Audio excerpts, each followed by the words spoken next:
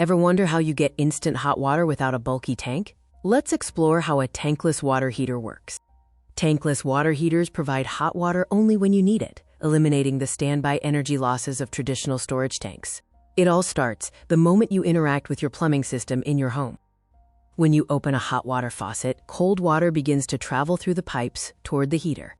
Inside the unit, a flow sensor immediately detects the movement of water, signaling the system to begin operation. The unit's computer board processes this signal and prepares the heating components. Depending on the model, it activates gas burners or electric heating elements to generate heat. Cold water is then directed through a high-efficiency heat exchanger.